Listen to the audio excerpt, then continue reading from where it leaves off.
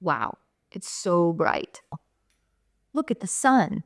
When was the last time you felt rejected? Wow, that's a super intense question. And if you're not feeling rejection, you're not living. I recently posted a video that said every girl should always ask for the highest amount that they can without laughing in their jobs, in their relationships, and with themselves. I believe confidence comes from rejection. I don't think that you can have confidence without having first felt being pushed away by someone else.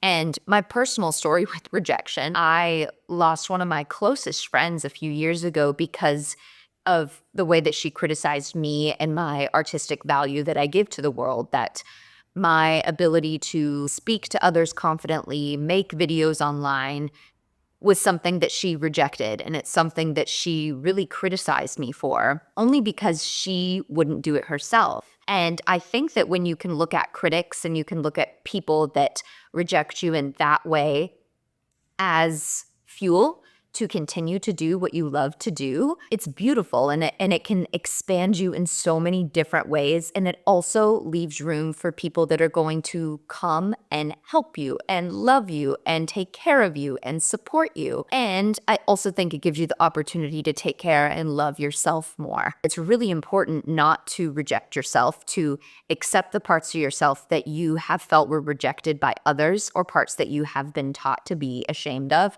Another way that I think that rejection has helped me a lot in my life is through jobs. As someone who has a portfolio career, it was imperative for me to find out what I didn't want way more than it was imperative for me to find out what I do want. And that can change every day, but I've had several jobs. I've never really been fired from a job, I don't think. I've been fired from relationships, but I don't think I've ever been fired from a job, which is also really great too. Romantic relationships and rejection there is just priceless feedback on what you want out of life and what the other person wants too. Because when you have rejection in a romantic sense, I really just think that it's weeding out the people that aren't meant for you in the first place. And when you find yourself in a romantic relationship and you're rejecting yourself or turning away from parts of yourself that you love or that you need to take care of, that's another indicator that the relationship just isn't right. You are not going to be for everyone, and that's really good news. You are for yourself and the select people on this earth that are going to want to understand you, want to support you, and want to take care of you. Life is really long. You are your own biggest cheerleader. You are your own closest friend. You are your own biggest supporter. And the more that people reject you, the more you accept yourself. When I was 19, I applied for an internship in New York City, and it was the dream. I was qualified for it. I got plenty of letters of recommendation. I was preparing all of the summer plans, places to live. I got into the last round of interviews for this particular internship, and I didn't get it. And I was so heartbroken, and I looked inward at myself and thought, what did I do wrong? How could I have been better?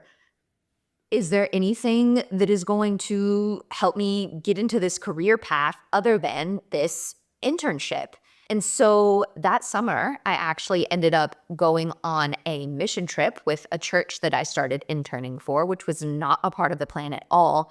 But it sparked my buzz for travel and documenting people and places that were outside of my home country. And right now I live in Paris, France. And I think that as a creative entrepreneur, the rejection that I felt in that very young stage of my creativity and my career was imperative for the resilience that I have had to use every single day here. I don't speak French fluently.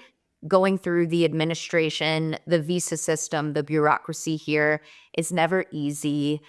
Creating friendships, creating relationships, figuring out who I am away from where I came from is absolutely beautiful and expansive, but it's really hard. You have to reframe your worth outside of how other people react to you. So this was a really quick video. I hope that you liked it. If you want more tips on being creative, finding yourself and going through transitions in life, you can go to my Substack and follow me there. It's in the link of this video. Let me know if there's any other topics that you want to talk about on here.